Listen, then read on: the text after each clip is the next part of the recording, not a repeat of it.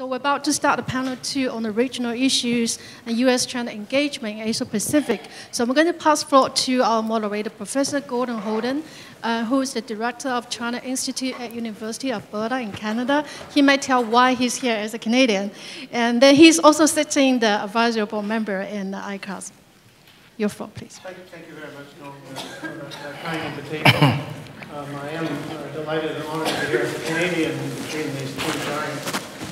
But we kind of have a lot at risk. As an East Asian saying that when the elephants fight, it's the grass that gets hurt, and we're a small country, so we have, I can assure you, a profound interest in things going smoothly. This is a little bit, I thought at first, an orphan panel, two not directly related subjects, but quite frankly, some almost 70 years ago, in the summer of 1950, these two areas had a particular connection. In that year, then Secretary of State Dean Acheson had appeared to have drawn a defense perimeter for the United States that ran from Japan to the Fu-Kuos and on the Philippines, apparently excluding both Taiwan and North Korea. Here we are, almost 70 years later. These two thorny issues still remain at the heart of U.S.-China relations, and we're going to address those now. Our panelists are particularly distinguished. First, on my immediate right, Richard Bush, the director of the Center for East Asia Policy Studies at Brookings. I'm not going to read the biographies. You have those in your pamphlet, and time is of the essence. On his right, Fu-Kuo, a research fellow at the Institute of International Relations at Taiwan's Chengchi at Chengchi University.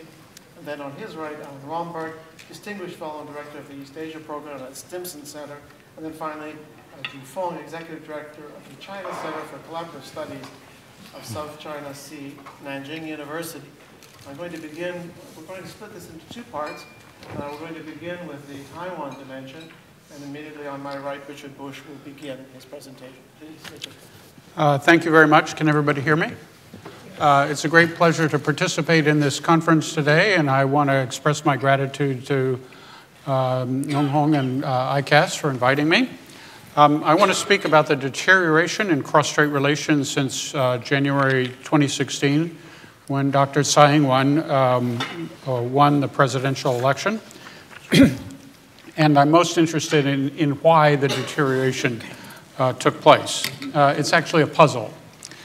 Now, just a factual point, we should keep in mind that the deterioration in cross-strait relations actually began 2013, 2014. It didn't spring full-blown on January 16th last year. But the evidence of deterioration since then is clear.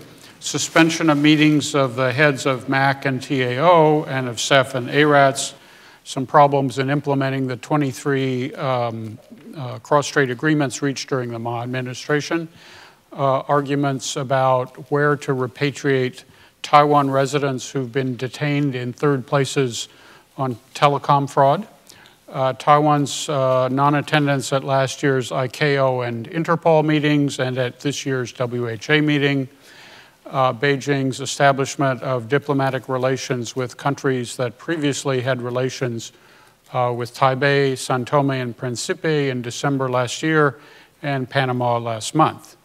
Beijing has conveyed clear preferential treatment of blue mayors and magistrates in Taiwan over green ones. Next, the decline in group tours to Taiwan after Tsai's inauguration. More recently, the March 2017 detention of Mr. Li Mingjia, a Taiwan human rights worker, and his formal arrest on May 26 this year on charges of subversion of state power. And finally, occasional PLA military operations near Taiwan. Now, I'm fully aware that the mainland side is concerned about certain actions that have been taken within the Taiwan government, and we can talk about those. On the whole, in my humble opinion, I think that President Tsai herself and her administration have been quite restrained. So what's the reason for the deterioration? The first answer one hears, and it's the PRC government's answer, is that Tsai Ing-wen didn't accept the 1992 consensus, and the core connotation of that consensus that the mainland and Taiwan both belong to one and the same China, and that the things that have happened have been consequences of that failure on her part. For me, that explanation only provokes some more questions. The first question is, didn't Tsai Ing-wen address those issues in her inaugural address?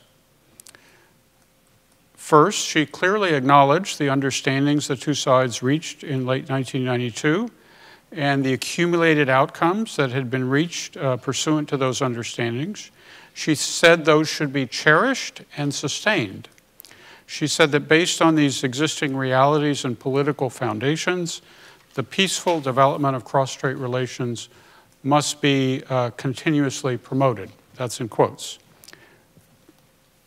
These statements can be interpreted as an endorsement of the 1992 consensus. Second, concerning the core connotation, she said that it was her responsibility to safeguard the sovereignty and territorial integrity of the Republic of China pursuant to the ROC Constitution. She said the new government would, quote, conduct cross-strait relations in accordance with the ROC Constitution and the act governing relations between the two people of the Taiwan area and the mainland area and other relevant legislation. Those documents can be interpreted as OneChina documents, including both Taiwan and the mainland, and so confirming the core connotation. But the mainland's response to Tsai's statement has been that it was an incomplete test paper, that concerning the 1992 consensus and the core connotation, she has to be very explicit in her pledges. PRC officials would say, we need to know the basic character of cross-strait relations from Taiwan's point of view. Now, my response to that mainland response would be that parties in a negotiation often rely on ambiguity and nuance in order to achieve win-win solutions. The history of U.S. China relations since 1971 has a lot of cases of ambiguity. So why wasn't it acceptable this time? Beijing's stance raises another issue. Now, I actually understand the PRC point of view that it mistrusts Tsai Ing-wen's intentions for a variety of good or bad reasons, and so it needs reassurance. I may not agree with their definition of her intentions or the way they want their reassurance, but I get the concept. But then I ask, does not Taiwan, its leaders and its people, have reasons to mistrust the mainland and the mainland's intentions? Does Taiwan not deserve reassurance as well? Of course it does. We can talk about why there's mistrust. And it's worth noting that if mistrust is mutual, then reassurances must be mutual as well. It seems, therefore, that the two sides should talk to each other to reduce mistrust. One result of the process of mutual reassurance might be the DPP's freezing the Taiwan independence clause in its party charter. Not right away, but in the middle of the process, not for no reciprocation from the mainland side, but for something of proportionate value. Now, from my comments, you can tell that I believe that the deterioration of cross-strait relations after January 2016 was not inevitable, as some might have us believe. We should recognize that in coping with President Tsai, the mainland side made choices. First, on where to position itself on the spectrum from absolute clarity to absolute obfuscation. And second, whether mistrust was one-way or two-way. Clearly, Tsai Ing-wen made choices too, I think I understand why President Tsai made the choices she did, so I'm more interested in why Beijing made the choices it did. Now, as an aside, let me just say what the government, U.S. government, thinks of this situation right now. Briefly, Washington is concerned by the absence of authoritative dialogue between the two sides of the strait. In addition, it recognizes, in the words of one U.S. official, that the Tsai administration has made, quote, attempts to reach out politically to China within the bounds of the political constraints that she faces. This includes, the official said, quote, trying to come up with a formulation that might provide a way forward for cross-strait relations. So, why did Beijing choose absolute clarity or explicitness and one-way mistrust? I frankly don't know why. I can only suggest several hypothetical possibilities. The first is that the PRC officials and scholars responsible for Taiwan are ill-informed about the dynamics of Taiwan politics. I really don't believe that, but hypothetically it's a possibility. The second explanation is that the PRC policymaking process shut out people with policy-relevant expert knowledge about Taiwan. Some of these experts, if they had been consulted, might have told their leaders that there was no way that Tsai could accept the 1992 consensus and the core connotation in an explicit way. The third is that there is a conflict within the PRC between hardliners and softliners, and that a more conciliatory mainland policy will be impossible unless and until the softliners win. I don't know, it's possible. The fourth is, for me, more interesting and maybe a little ominous, and that is that Beijing really didn't want to have a cooperative and productive relationship with the Tsai government, for the reason that doing so would legitimize the DPP and perhaps sustain its hold on power. So it made it very difficult for Tsai Ing-wen to sort of meet the mainland halfway.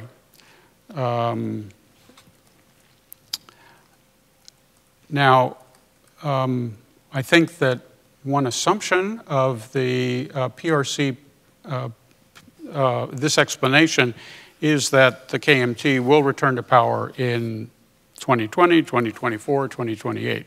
We can talk about that. So, to wrap up, whatever explanation one adopts, I can't be terribly optimistic about cross-strait relations going forward into the medium term and for the U.S. factor. It appears that, first of all, absent a more flexible approach by Beijing, Tsai will have to stick to her current approach. Number two, Beijing will continue and perhaps increase its pressure on the Tsai administration. Third, mainland attempts to win over some of Taiwan's young people will probably not reverse the much broader trends in Taiwan's sentiment towards the mainland. And fourth, some political forces in Taiwan's Green camp will increase their pressure on Tsai to toughen her mainland policy. I don't know how she'll respond, but that seems to be somewhat likely. I hope I'm wrong in my pessimism, but I actually fear that I'm right. Thank you very much. Thank you very much, Richard. We're now going to move on to hear a Taiwan voice. Dr. Liu, please. Thank you. Good morning. I'd like to extend my appreciation to Dr. Houlden and all the teams here supporting this very important conference. And of course, before I start, I really like to say the appreciation to our moderator, Gordon, today, because he has already tried very hard to discipline our presentation today. My short presentation here will be divided into three parts. I also like to thank Richard for giving such a comprehensive picture of what exactly happening in Taiwan and the cross-strait relations.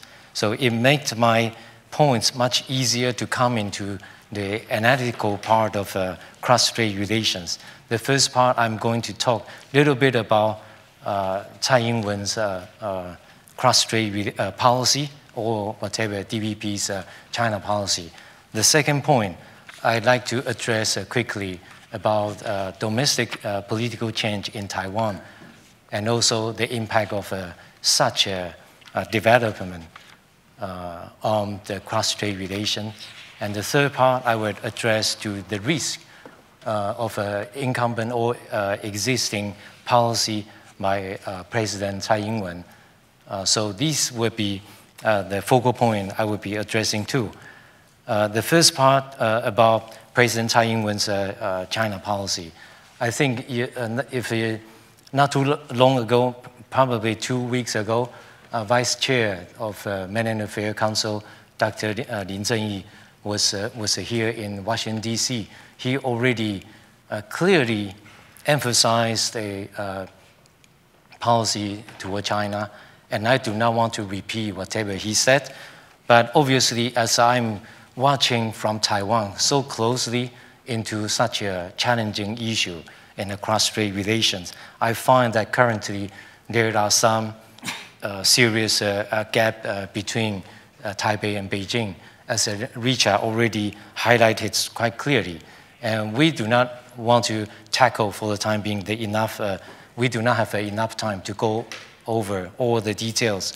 But I should say, from Mainland Affairs Council, there is a very high hope that this Tsai Ing-wen administration wants to dialogue with mainland China.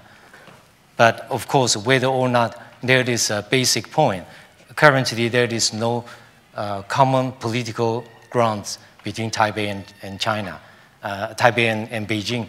That is obviously 1992 consensus. How to go about it, I think this is a political issue since last year. The second point, over the last few months, President Tsai Ing-wen has been making tremendous effort to articulate the goodwill to Beijing in the vocal sense. So that is the reason why Richard said President Tsai Ing-wen has been really refrained from doing surprising work to Beijing. But obviously, from our understanding from the civil society, when we engage with mainland China, if there is no political solid ground, anything Beijing will not accept. So this is a critical problem now going through between Taipei and Beijing. The third point, as I can look into whatever President Tsai Ing-wen is doing, she is trying to set a new tone in the cross-strait relations, in the way, DPP traditional way to see the cross-strait relations. But I think many people may be supportive to her, but many others do not support her position, because I would come back to this particular point slightly later. The reason why, even if the DPP government is trying to set a new tone without going further and also any opportunity to dialogue with mainland China. I think my government in Taipei frequently said that both sides needs to be sitting down and talk the differences, but of course Chinese position is very clear.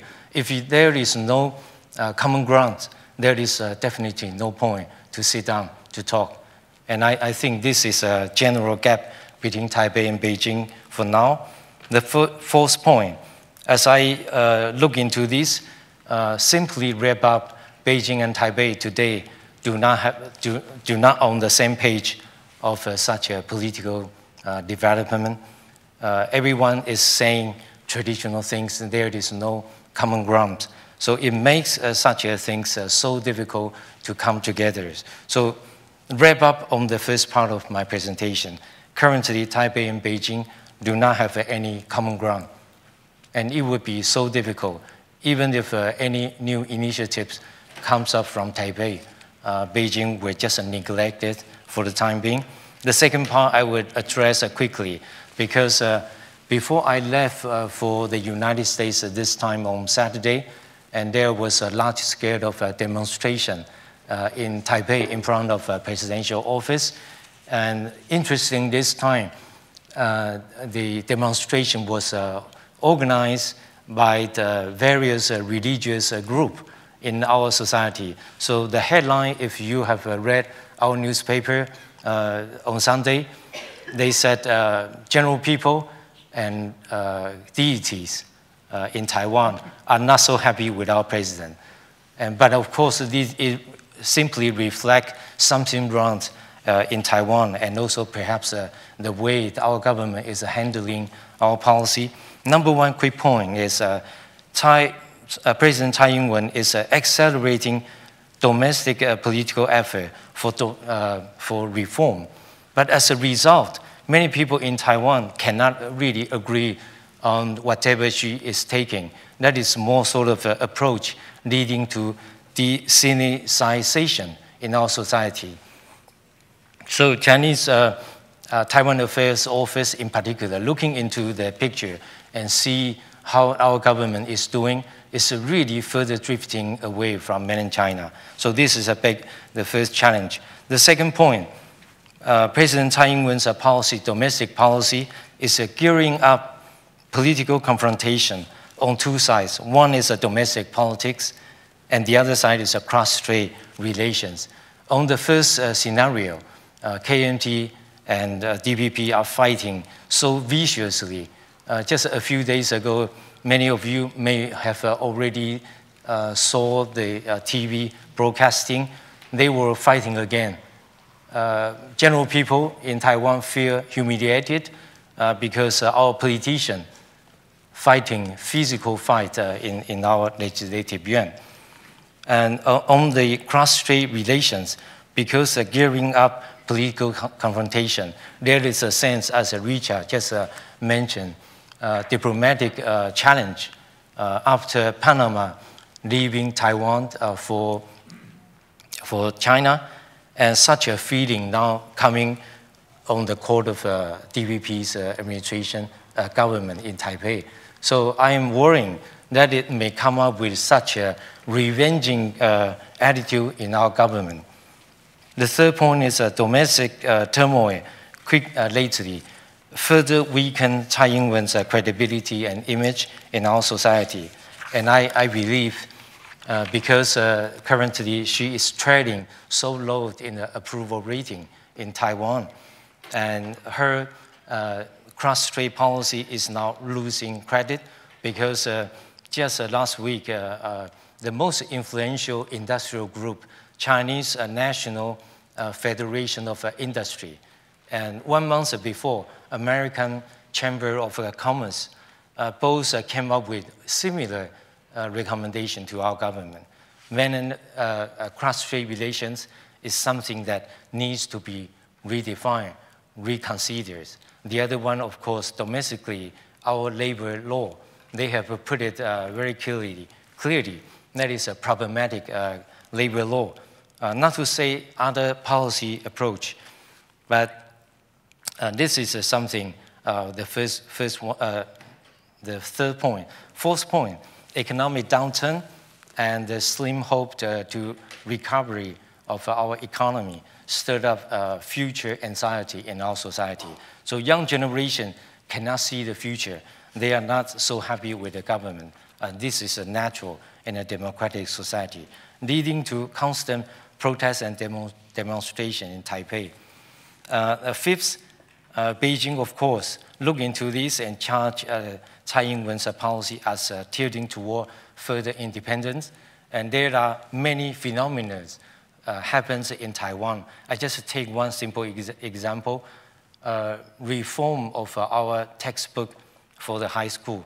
And that is one of the serious things now touching upon the red line of cross-strait relations. So Beijing is not so happy with that.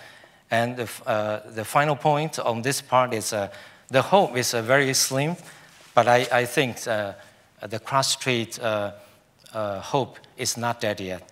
And I think still some hope for that. So finally, I come to the final part of my presentation today. I would raise the potential risk of such a policy approach taken by President Tsai Ing-wen.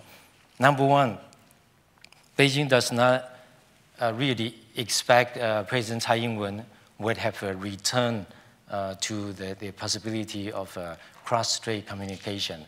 And I think Beijing has been quietly watching the government for almost 1 year also, and they obviously frustrated with President Tsai Ing-wen. In particular, on the first inauguration anniversary, day back to May 20th, President Tsai Ing-wen did not say anything. She shied away from the media and did not even give any words on the cross-strait relations. So Beijing gave up on that, and I think many people in Taiwan already heard that Beijing has extended frustration on this particular part. So I should suspect that Beijing would be more, perhaps taking more aggressive policy toward Taiwan in whatever front. And the second part is as a result of such a low approval rating in the society and losing support in the society, President Tsai Ing-wen may be forced to take a more confrontational approach to China. As I mentioned quickly, after Panama incident, radical DPP's faction inside the party has come up with such a revenging attitude. So they said they have threatened to further sabotage the cross-strait relation, but I do not know how. And I remember 2 weeks ago when Dr. Lin Zhenyi was here, and he was asked by media how Taiwan is going to revenge or in a taking more drastic way against China. I think he did not give a clear answer, but I'm worrying as a member of a Taiwan society, as a result of such a course of policy, it would drift Taiwan further away from China. And I'm worrying. The third point is a visual cycle is developing in the cross-strait relations because in all the good faith extended by President Tsai Ing-wen, China obviously does not see it advantages to the cross-strait relations. So up to this moment, both sides are standing off and they cannot really give away whatever promise to their own domestic constituency. So this is worrisome. The fourth point, another point I'd really like to ask to our first panelists, because U.S. policy currently is really on the uncertain stage. And as I feared from Taiwan, as a result of such an uncertainty from our strong supporters, the United States, and it may feel it's more difficulty in Taiwan because at this particular time, everyone knows our government is leaning more toward the United States and Japan, but the US policy is unclear. So it makes Taiwan's policy even more difficult. Finally, I will wrap up with just a simple point, a great concern. The cross-strait relations has been actually transformed to a new era after 8 years under President Ma Ying-jeou. But I can see President Tsai Ing-wen is leading a team with a traditional wisdom. They are more sliding back to the time under President Chen Shui-bian. I don't see it such a reflection after 8 years of frequent communication, and our society have already closely engaged with Chinese society after 8 years. So just imagine 650 some flights across the Taiwan Strait every day up to this moment. So all people can easily flying across, but our government is trying to shut down the door. And just 2 weeks ago, Management Affairs Council released a warning. They were streamlined and categorized for those applicants from mainland China, if they are categorized into three different categories, they are not allowed to come into Taiwan. And I'm worrying because as a result of such a stringent policy by our government, it may further close the possibility to engage with China. But I think even if a government is now into such a difficult situation with each other, but I can tell every one of you in this audience in Washington, D.C., our society is fully engaged with mainland China. And after 8 years, we know each other more. We have such a mechanism through the civil society engagement. I just hope that there would be more opportunity that our government will consider after all this. So I will wrap up here. Thank you very much. Thank you, Fu-Kuo. We are more or less on time. We've had a pessimistic assessment from Richard, followed by a pessimistic assessment by Fu-Kuo. I'm now curious, because I haven't seen the remarks prepared by Alan Romberg. The floor is yours, please. Thanks very much. I also want to thank the sponsors, and particularly Hung Nong for inviting me to share the panel here. I'm dividing my remarks into two parts. I'll speak for a little bit about Taiwan, and then after Zhu Feng talks about North Korea, I'll come back a little bit on that. Having listened to Richard and Fu-Kuo, it is something of a situation of perhaps everything's been said, but I haven't said it. So there may be some repetition, for which I apologize, but there are some differences also. To the extent that external issues mattered, and I believe they did matter more than some people acknowledged, Tsai Ing-wen was elected in important measure to maintain the status quo of peace and stability in the Taiwan Strait. She was not elected to reaffirm the 1992 consensus or its One China core meaning, but neither was she elected to reject it. And I would argue that progressively, over the course of both the presidential election campaign in 2015 and since she took office in 2016, while she's declined to embrace it, in fact, she has pursued a policy that is very consistent. Richard has pointed to a number of the points that she has made rhetorically, and I won't repeat those. Beijing, I have to acknowledge, at first was not the only party concerned about how Tsai would handle cross-strait relations. Even after her important speech here in Washington in June 2015, when she said she would govern in accordance with the will of the people and the ROC constitutional order, many people recalled over time she had defined the ROC in different ways. And even at CSIS, where she gave that speech, she answered a question about what the ROC constitutional order was by citing a whole list of different factors which could have taken her policy in various directions. She also said various things both then and later about the 1992 consensus. But I think, as Richard indicated, Americans have more or less become pretty positive in their judgment about how she has stuck to the script. Beijing, of course, has not become more positive in its judgment, and particularly about her way of addressing, or in their view, not addressing, the nature of cross-strait relations, which they see to be evasive and problematic, and insisting that she accept what they call the common political foundation of the 1992 consensus, or some other fashion, in some other way, endorse the core connotation that Taiwan and the mainland both belong to one and the same China. So we're stuck. Tsai hasn't done what Beijing wants it to do, and I don't think she will in endorsing One China.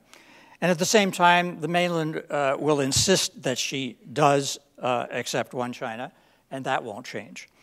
As we know, the PRP's position is that without her doing that, there will be various consequences, and Richard went through a number of those, so I won't repeat them. I would note that while direct military actions have not been taken, and I frankly don't think they will be, the PRC has not refrained from some level of military intimidation.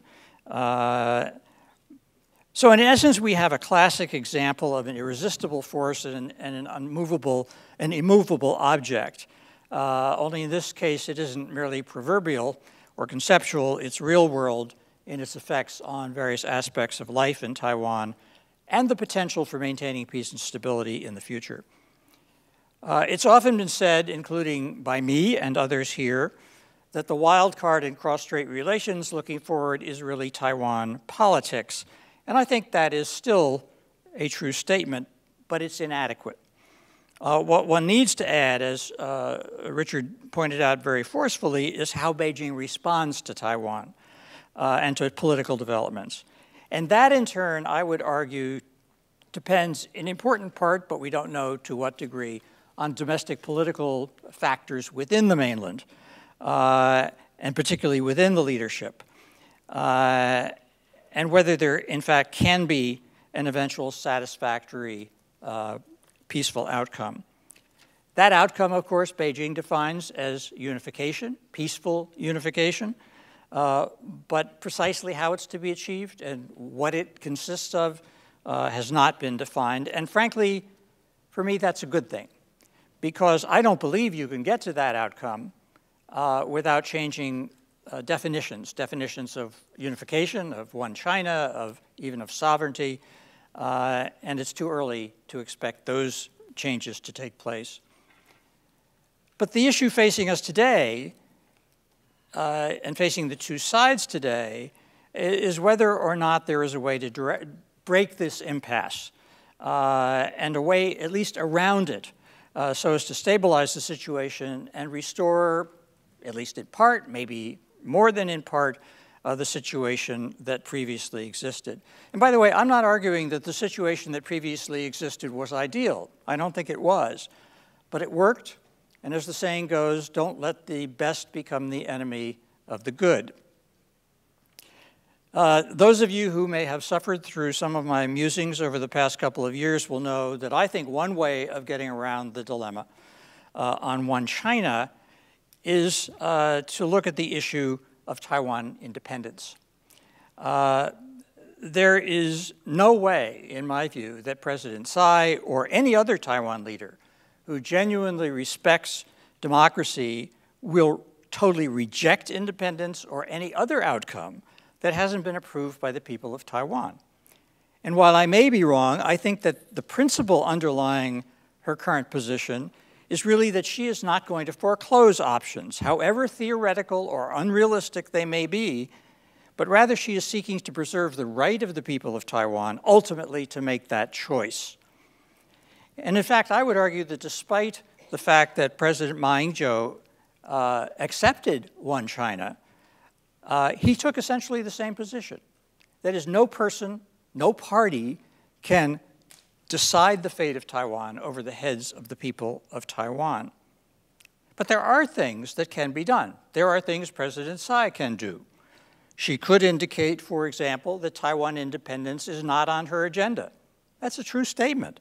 She could hardly pledge to maintain the status quo of peace and stability if it were otherwise. There's also, as Richard mentioned, the very important issue of how to handle the Taiwan independence clause in the DPP charter. That's come up before. It'll come up again. At the moment, however, it seems to me that the situation is not ripe for movement on these matters. Even setting aside the very difficult political situation in Taiwan, which matters a lot, and I don't think we should link everything to the 19th Party Congress, the upcoming 19th Party Congress is a reality, and I don't think we should expect any important developments in cross-strait relations before that critical event has taken place. In any case, this is not a matter where it would be reasonable or responsible to expect Taiwan to take a unilateral step and then sit back and wait for Beijing to take some reciprocal measure. Given the importance of the issue politically within Taiwan, Beijing needs to agree on what a set of reciprocal measures would be that would be of sufficient importance that would give Tsai justification to take the kind of steps that I'm talking about. Simply arguing that she has broken the status quo by not embracing the 1992 consensus is not going to advance Beijing's long-term goals, but in fact will only serve to reinforce the impression that the PRC is trying to dictate terms And it is not, as Xi Jinping has frequently said, listening to the desires of the people in Taiwan. Moreover, it ignores, or I would say continues to ignore, the very important issue of respecting the dignity of the people in Taiwan. Something Ma Ying-jeou raised, as you may recall, in his first inaugural address, and it remains a critical element, in my view, to any successful handling of cross-strait relations. And finally, let me simply say, for the United States, clearly the U.S. is a player of some importance in all of this. Hopefully, it's a constructive player that contributes to positive outcomes. We have many different and sometimes not totally compatible interests with the PRC and with Taiwan, and managing that is not always easy, and frankly, it's not always well done. Playing games with our own One China policy is a dramatic example of how not to manage things well. Fortunately, I believe President Trump has now moved away from any such inclination, but I would note that there is still the critical issue of how the One China policy is to be implemented, and that merits careful consideration. Let me stop with that, Gordon. Thank you very much, Alan. And I would say that's still semi-pessimistic, I think we could say. But before we pivot to North Korea, I'd like from our first two speakers, you did touch, Alan, on the United States, but I'd like to inject a little bit more of the U.S. dimension, not just the cross-straits dimension, and starting perhaps with you, Richard, if you could just give us a 1 or 2 minute comment on, there's not a lot to work with publicly, I realize, but the current state of U.S.-Taiwan relationship and what the Trump administration may be facing in that regard. First of all, I agree wholeheartedly with Alan that we need to sort of ground our policy in the One China policy, something that not everybody understands too clearly, and I've done a little bit to try and remedy that problem. I guess there are two issues here. One is, are there steps that we might take to improve the content and conduct of our relationship with Taiwan? I think there probably are. I think if Hillary Clinton had been picked by the Electoral College to be our president, we would have seen some things from her as well. But my concern is how we do it. My personal view is just do them quietly. Beijing will know. They'll complain. At least some people in Taiwan will be happy, but nothing needs to become a diplomatic incident. We do need to sort of keep in mind what Alan said, what Beijing's reaction will be. And I think we've already heard how port calls would be received, and I think that's a violation of the president's commander-in-chief authority. But that's all I'm going to say. Thank you very much, Richard. Fu-Kuo, I wanted just on the U.S. dimension, Taiwan-U.S. dimension, if you could just give us a minute or two of your comments. Thank you. I think currently, our government in particular counts on the United States government so much. But as I mentioned, looking from Taipei, the message and the line is not so clear. Even if Richard just mentioned port code and 2018's defense authorization bills, the meaning carries through by the defense approach. But whether or not it is going to happen, I think many people live in the realistic world. We don't see that it is going to happen sometimes in the future. But I think what I like to quickly address to that is currently we feel that the U.S. policy is not so clear on that. So it makes us so difficult. I do believe that there is an important element before we can, current government can really engage with Beijing.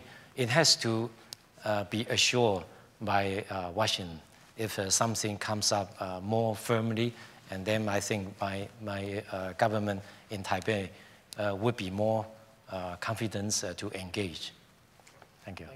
Well, we're now going to pivot, not a pivot to the Western Pacific, but a pivot northward from Taiwan to the DPRK. And I'd invite Feng, please. Okay, thanks, Gordon. and thanks Houlden for invitation and job assignment. It's truly my big honor coming and joining such a distinguished panelist and speaking on very sensitive security issues in the Asian Pacific for bilateral relations. Let me starting very briefly from my views on South China Sea issue, then how such a two things, North Korea and South China Sea issue, will inherently, just the way say, coherent in some sort of a security context in the region.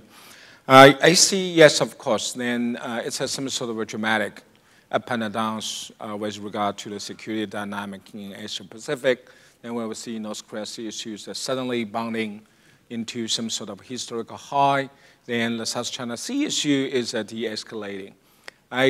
If we just have a quick look at some sort of elements behind them, then we will see, of course, it's inherently linked. South China Sea issue, then we will see the China's growing more tactic in approaching some sort of such a very contending claims. For example, Vietnamese and Filipinos one after another just did the drilling in some sort of, we say, overlapped claimed areas, but Beijing just moved very softly. Then back to the 2014, then we will see the China's some sort of Chinese Coast Guard warship used some sort of interception and a cable cutting and some sort of such a very forceful response. But this time, for the moment, then we'll see the Beijing truly, we say, chose to walk different line. Then we will see another one is diplomatic pragmatism now is prevailing. And both Chinese and the ASEAN counterparts now very, very, we say, positively working on the conclusion of a COC framework. To be President Wu and May will also join some sort of such an advisory council on issues where, based on our understand, so we see the framework proved to be a very inclusive, forward-leaning, we say, embracement, and some sort of real risk, we say, settling, we say, such a approach. So we consider it's a very dynamic, positive trend. We should bear in mind that China-ASEAN, if they can take the effort, then we will very dramatically and decisively overturn some sort of a longer, lingering, we say, such a tension in South China Sea.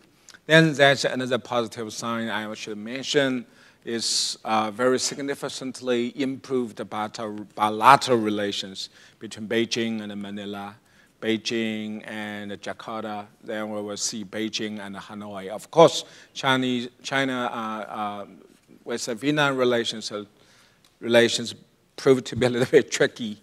But the province where we see some sort of a good combination of Vietnam's, realistic dependence on the U.S. and Japan for security, we say, balance vis-a-vis China, and its economic and political accommodation to Beijing. So then,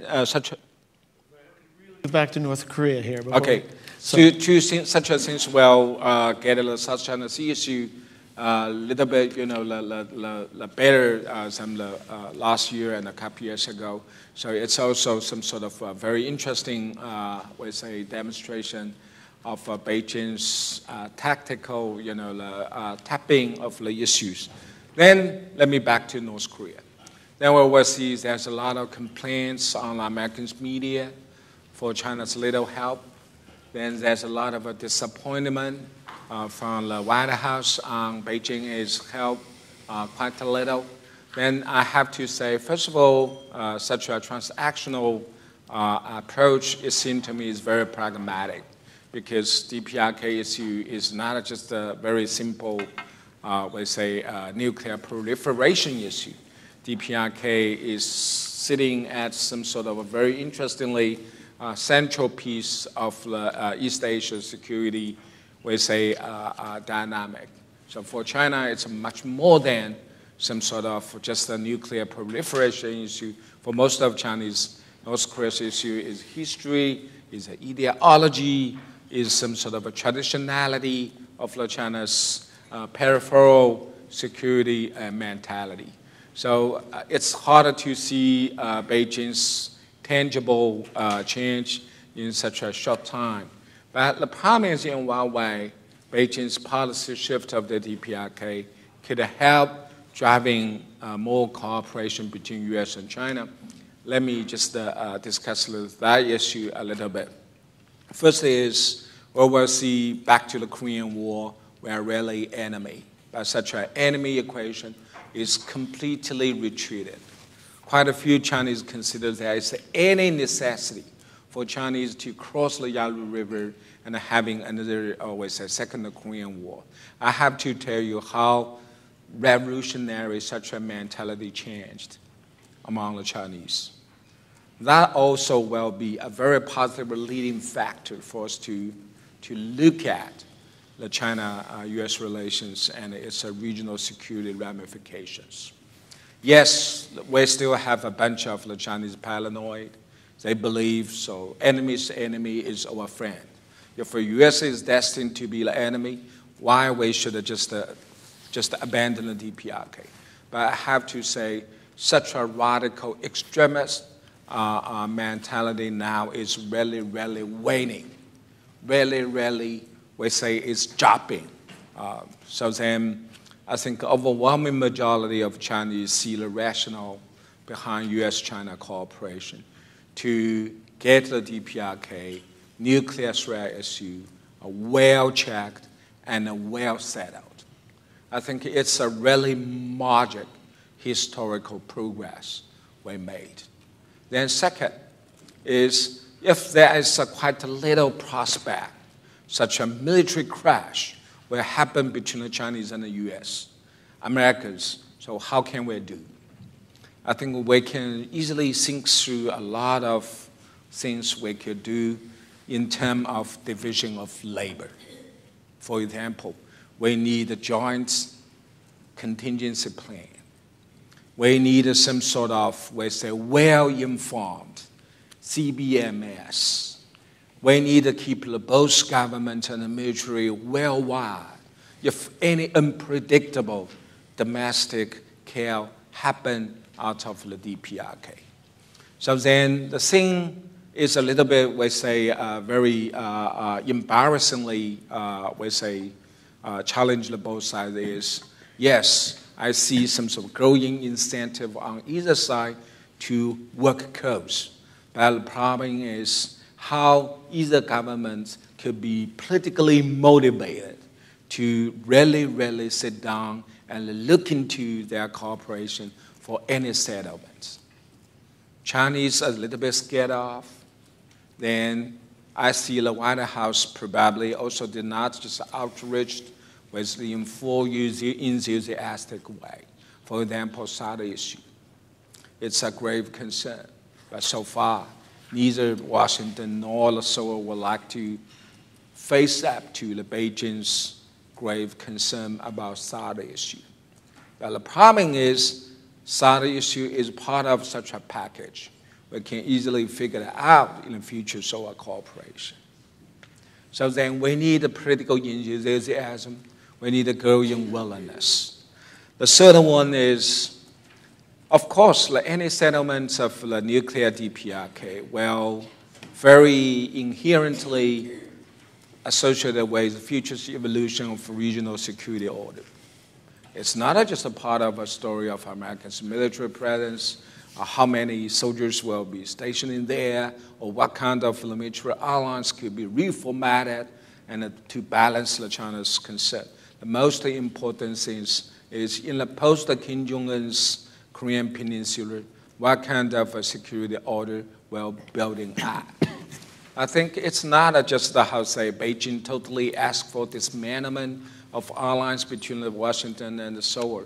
I consider it's totally unrealistic. But we need some sort of, we say, operable, manageable end game of the DPRK. So what's your offer? What's our counter offer? We needed to talk. So my observation is this. DPRK issue has historically turning around. And Chinese has no interest in just use it as a center and a front for U.S. China conflict. It's a historical progress, what both of us made.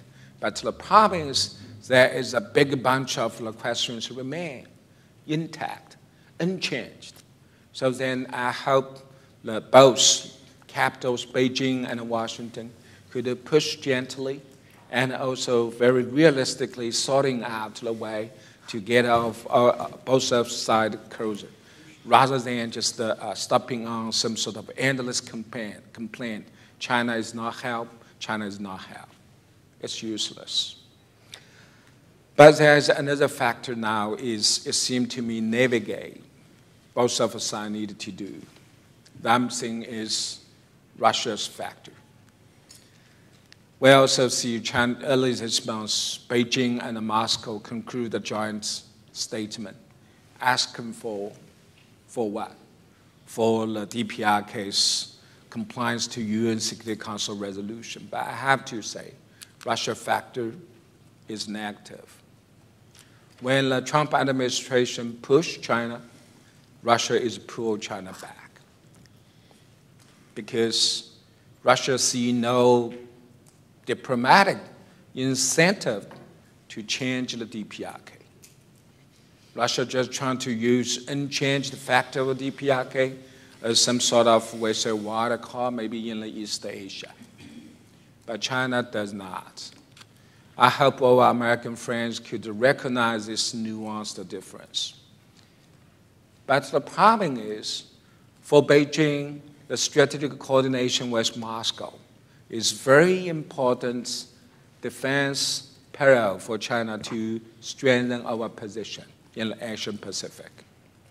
So practically, Beijing is more motivated to maintain, to preserve such a well-coordinated strategic coordination with Moscow. So then we will see the consequences there. DPRK issue between the trilateral power relations with a pull and a push game. How some sort of Russian Gates scandal will soften U.S. position of Russia, or in what way Russia could be welcomed on board to play a positive role in DPRK issue. I'm very pessimistic. The political standoff in Washington probably will be hardened some sort of such a tense relations with Moscow. Then I see such an effect to the DPRK prove to be negative. So then, conclusively speaking, North Korea issue is one of quite a few shining points, which now is twinkle in the fall. Both sides needed to show our wisdom and some sort of desirability to take it and get it well rolling up. So I'm a little bit optimistic about DPRK issue and its upcoming cooperation between Washington and Beijing. Actually, if we can skip over some sort of such a vulnerability of Chinese expertise, for example, how to understand China's react, how to view the China's as some sort of a positive role, and in what way China could be encouraged to act more. All such things need Chinese expertise. So then if we can base our, some sort of DPRK-driven cooperation on such a very deepened professional understanding, we could have a lot to do. Let me stop here. Thank you, Feng. And we'll move straight on to Alan, please, on the DPRK. You want pessimism? I'll give you a little pessimism. I want to comment on two aspects of the North Korea issue. First, the prospects for dealing with the nuclear and the broader security issues that are posed by the DPRK. And second, China's role and how North Korea issues factor into Sino-American relations. On the prospects for dealing with the North Korean nuclear program and the broader security threats that North Korea presents. I have to say, unless something totally unexpected happens, I don't believe we're going to be able to stop Pyongyang from continuing to develop its program until it obtains what it considers to be a reliable intercontinental nuclear attack capability. I'm not speaking of whether we accept the DPRK as a nuclear weapon state under the terms of the NPT. We shouldn't. But I'm talking about the reality of what capabilities they possess. For many years, it's been evident that whether it was Kim Il-sung or Kim Jong-il or now Kim Jong-un, the North Korean leadership is not suicidal. Indeed, I would suggest that survival is perhaps, if not the, certainly one of the most important goals of the regime. And so while they have pursued nuclear weapons as the ultimate guarantee of their survival, in my view, they're not going to initiate an attack with nuclear weapons if they're convinced that the regime and indeed North Korea as a political entity will be destroyed as a result. Now, that doesn't mean the North won't seek to use its nuclear capabilities to exact political and economic concessions from others, or that it won't seek to drive a wedge between the U.S. With its extended deterrence assurances on the one hand and its South Korean and Japanese allies on the other. It will seek to do all of that. Moreover, as the program has accelerated and certain benchmarks have been achieved, it seems clear the nuclear program has also been used to shore up domestic political standing of the leadership within North Korea as an object of pride and obviously veneration. But I believe that as long as the international community remains unwilling to take the risks that would be involved in really trying to force denuclearization, it will fail. Keep in mind that even before the North began to make significant strides in its nuclear program, it possessed a powerful and effective deterrent in the form of its long-range artillery and its short-range missiles that could kill tens, if not hundreds of thousands of people in South Korea, including not only South Koreans, but Americans, Japanese, and others. Nonetheless, perhaps due to the demise of the Soviet guarantor it had, as well as the availability of the technology and other materiel due to the efforts of A.Q. Khan, Pyongyang chose to accelerate its nuclear program. Now, I'm not suggesting we shouldn't and won't continue to try to affect the pace of the program or its cost to the North, though we know that likely the costs will be borne more by the people of North Korea than by the leadership or the elites. But if we're truly unwilling to totally shut down the North's access to markets and finance, as continues to be the case, and if we're not willing to bear the risks of war, as also is the case, then it's hard to see where the tools are to achieve the kind of denuclearization we all aspire to, at least in a foreseeable time frame. With one perhaps rather critical exception, which I'll return to at the end of my remarks, that leaves us with deterrence. To me, that makes it essential not only that the U.S.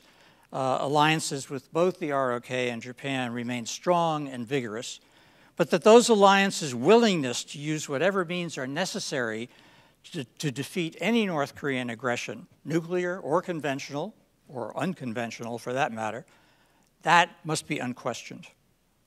Despite a lot of fears that the newly elected ROK president, Mr. Moon Jae-in, would be a clone of President Roh Moo-hyun, whom he served as chief of staff, and though Moon obviously is looking for ways to lower tensions with the North, so far I don't believe the evidence supports such concerns, at least at an extreme.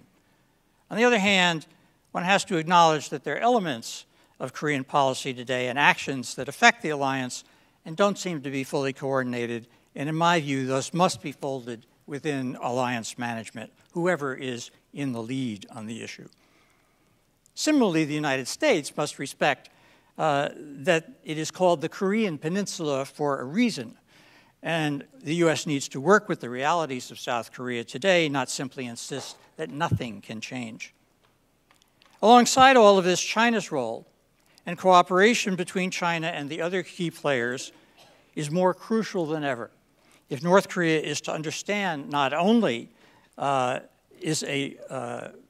that the commitment to ultimate denuclearization must be integral to North Korea's quest for its own security and for stability.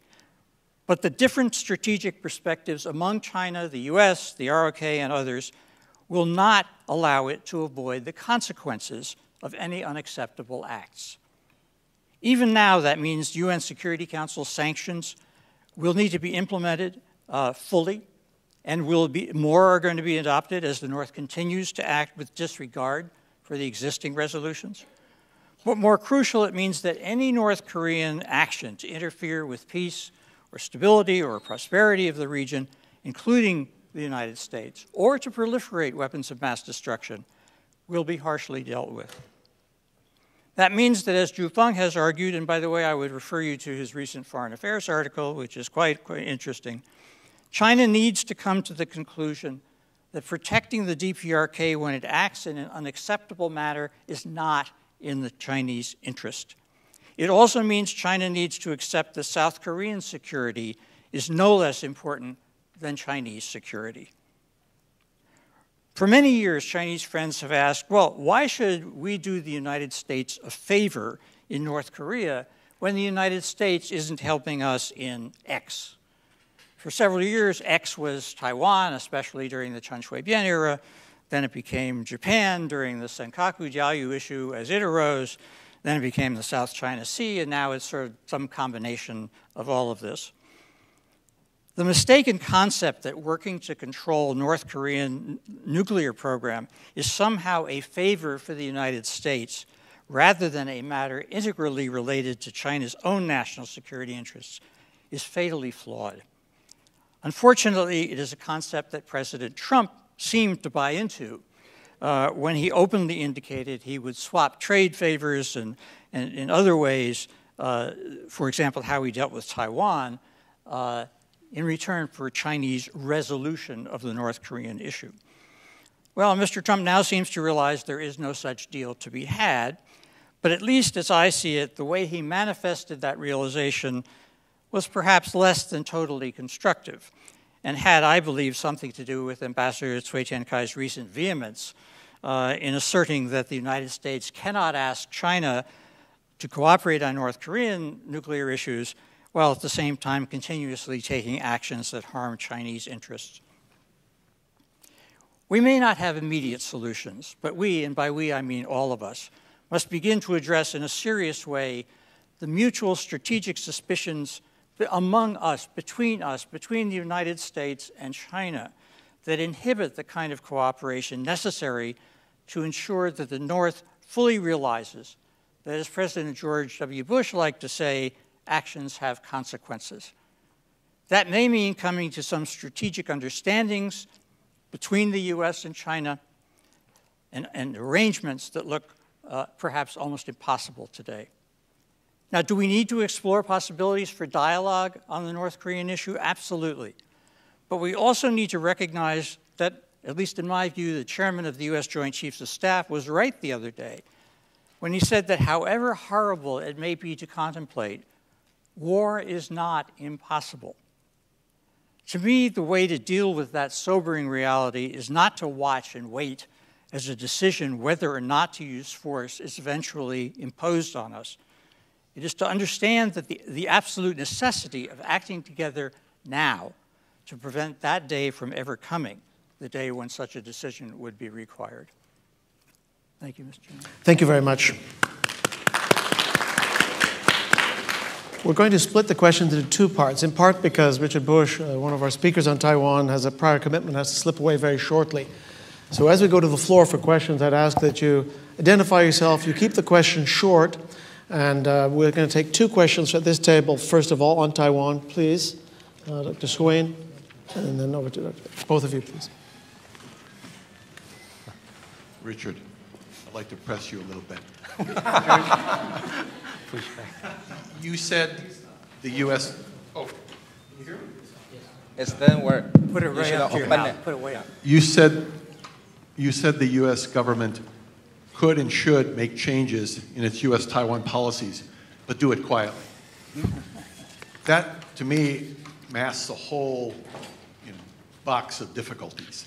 I guess my question, there are people who argue that U.S. policy needs to be much, much closer to Taiwan, as close as allowing senior cabinet members to have contacts, as close as allowing U.S.-Taiwan military interactions and exercises beyond port calls, and of course port calls is viewed as basic.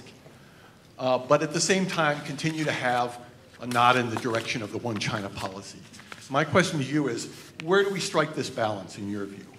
What do you think would be something that could genuinely improve Taiwan's security and the cross-strait relationship without pushing us over into something that would be much, much worse than what we face today? Richard, please.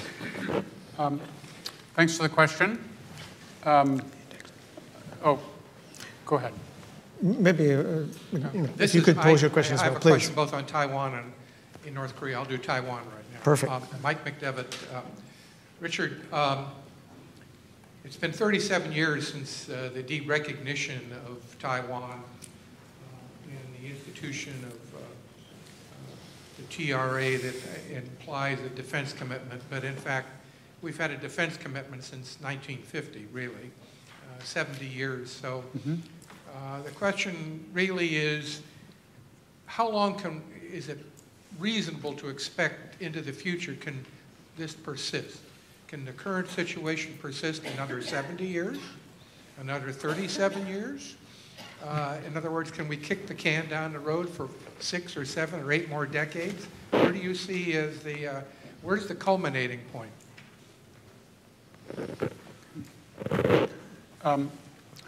Thank you very much. I'll try to keep all that in my head. First of all, I want to say that I endorse everything that Alan Romberg said on North Korea. I followed that too, and he has my proxy. First of all, in response to both those questions, because my answer will blend, if one looks at how we interpreted the One China policy in 1979 and how we interpret it now, there's been quite an evolution. Sometimes it's been more public than others. I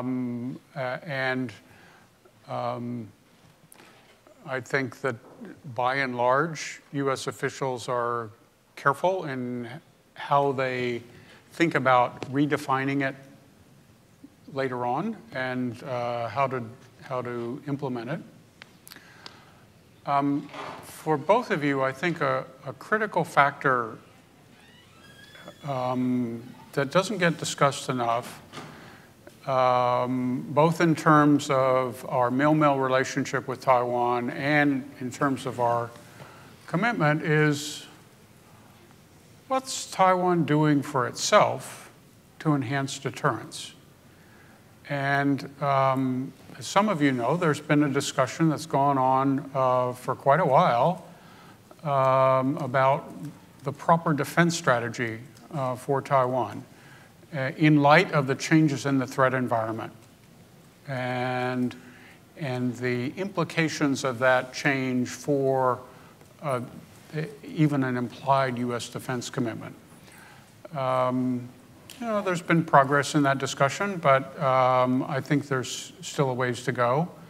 I do know that Taiwan's procurement decision should be based on that threat environment and the defense strategy that's derived from it.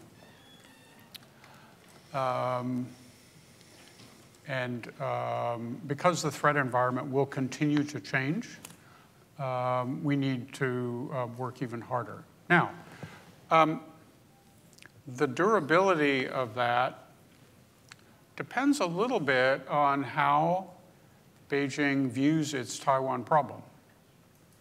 This is fundamentally a political problem, and China has certain political goals concerning Taiwan. It wants unification, but it seems very stuck on a formula for unification that was devised by Deng Xiaoping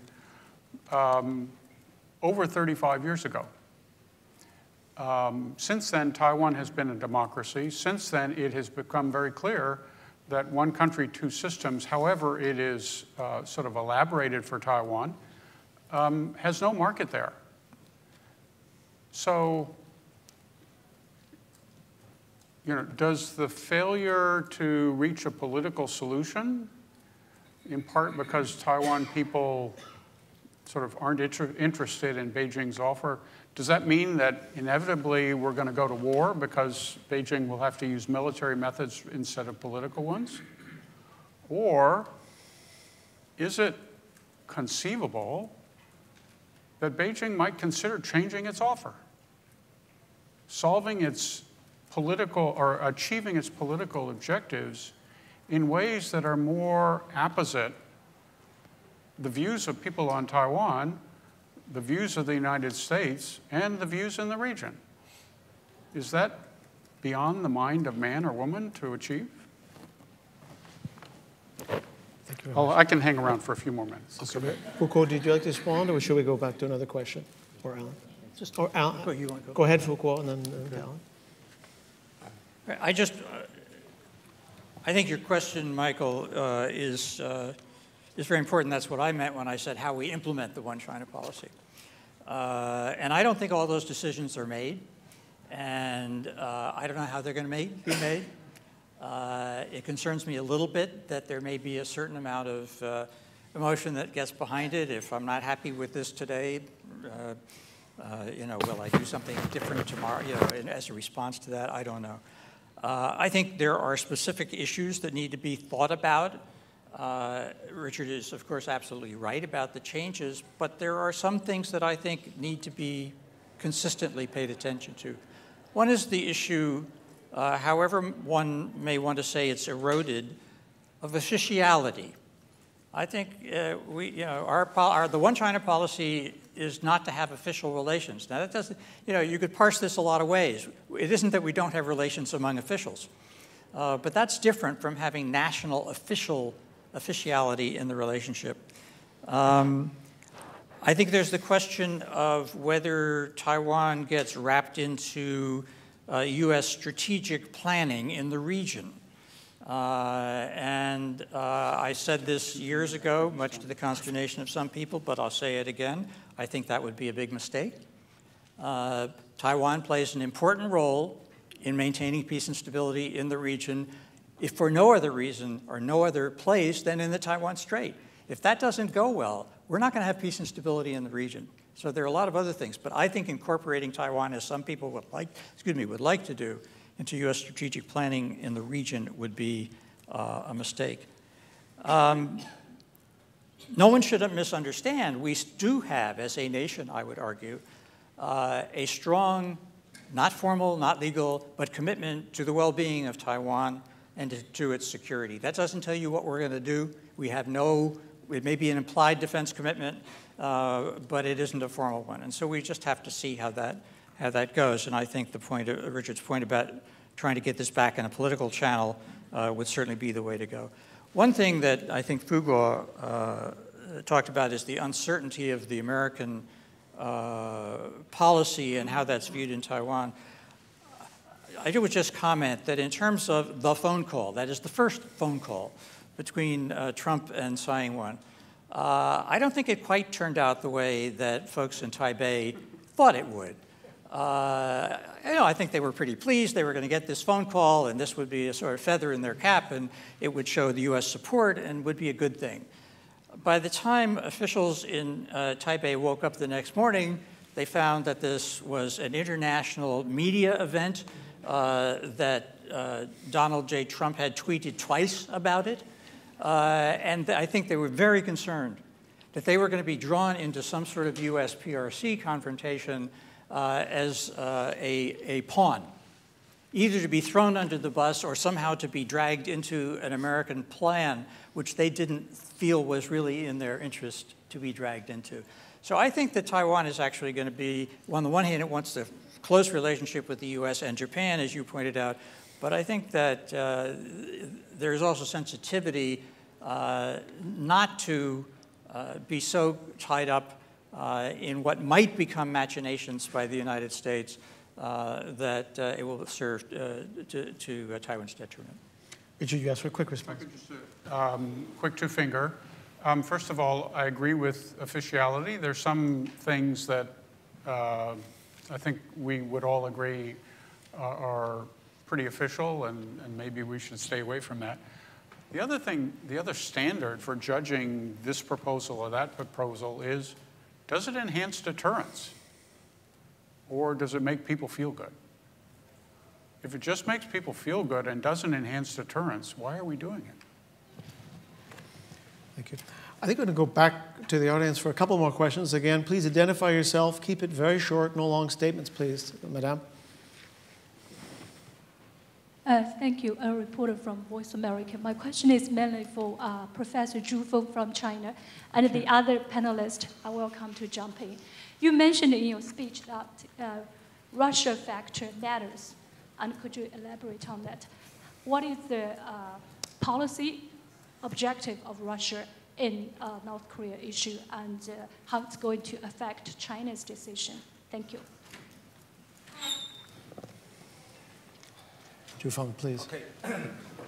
Yeah, of course, some sort of a central term I usually use in my research work to describe regional players in their policy of DPRK is some sort of hesitation or indecision. I see such things happening more and less from all the players. But the problem is when, as I mentioned, when the Trump administration pushed China harder for North Korea's issue. So then I see the Beijing's primary response was positive. And Beijing also recognized the stakes rising unbelievably high with DPRK's nuclear threat. But the problem is I see some sort of, let's say, adversary effect come from Moscow, because Moscow don't want to see the North Korea as some sort of, let's say, escalating intimidation or threat. Then a very interesting case at hand is just last month, Russia declared some sort of opening of cruiser, the transportation, lines between the North Korea and its Far East, harbor city. Vladivostok. I think that thing is a small one, but signaling a lot or bit, because Russia don't want to see the North Korea will be getting weaker and weaker.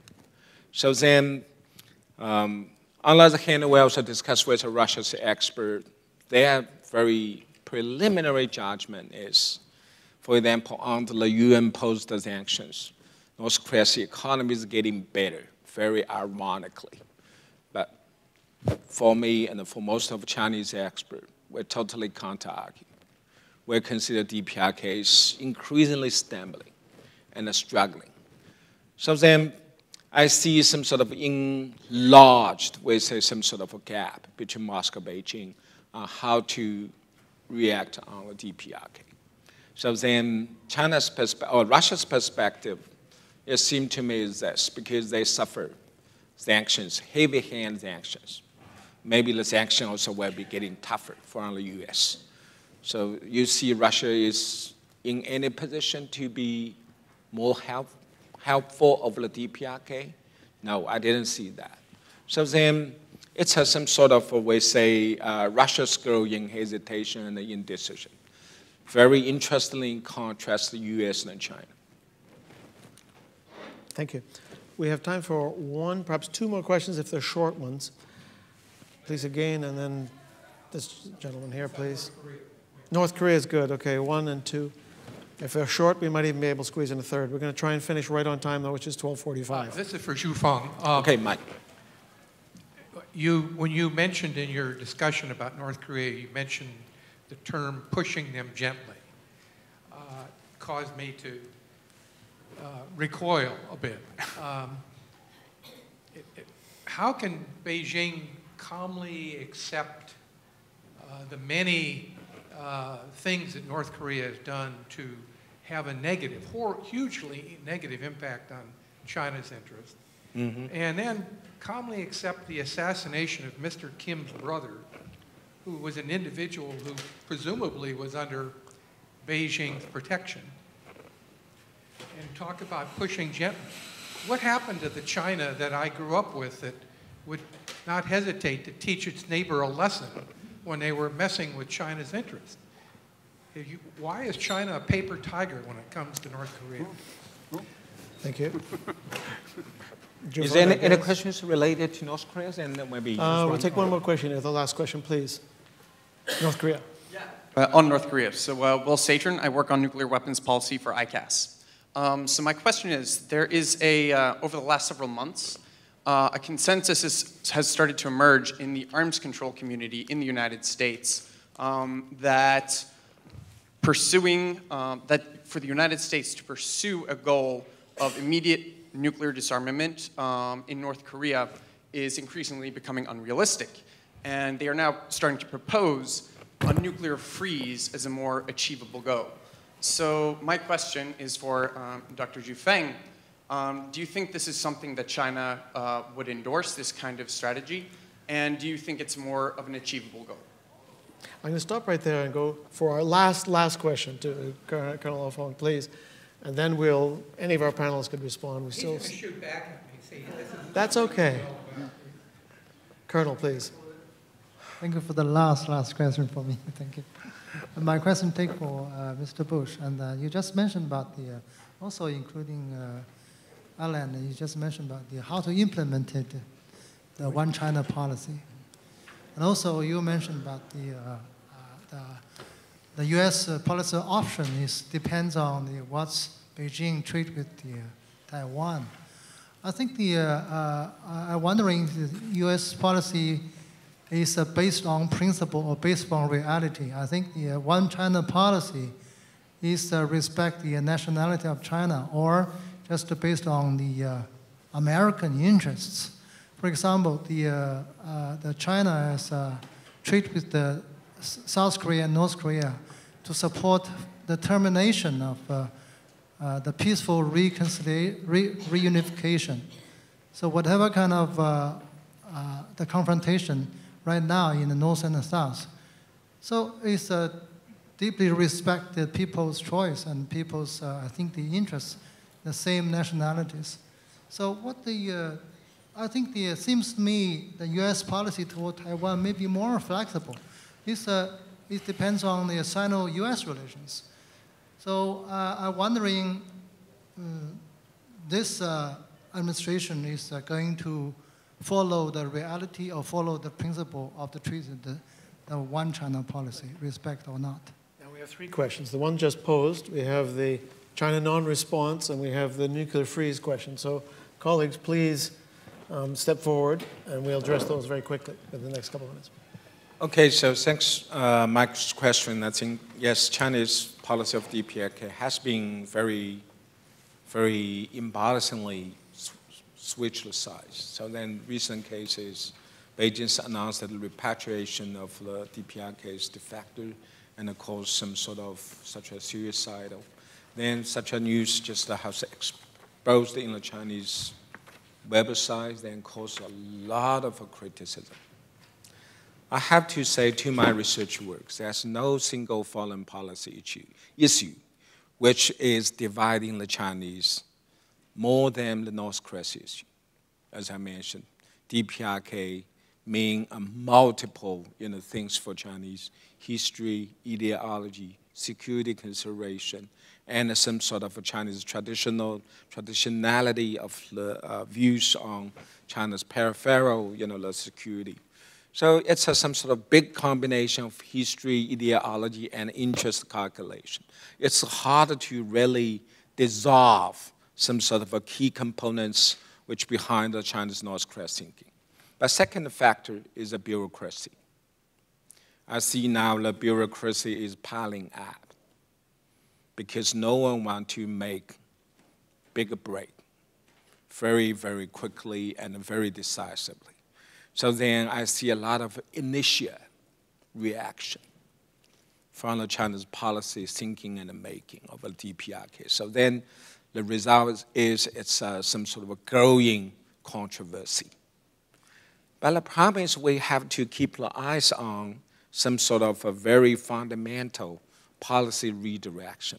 And we say another one is sequentially domestic policy debate of a DPRK. So by tracking this for long, just as I mentioned, I see some sort of a tangible, intangible, but growing, very positive redirection. Then, yes, when the Beijing such a controversial North Korea's policy could end up, I don't know, but I see some sort of such a new dynamic is there, and moving towards some sort of a new direction is there. Then the second question from Mr. Will about the nuclear-free zone, replacing the denuclearization of DPRK. No, I don't think such an alternative will be grounded or will be taking effects. Nuclear freeze, not free zone. Nuclear free. Freeze. So to freeze the Oh, DPRK freeze. program in place Okay. as a stepping stone.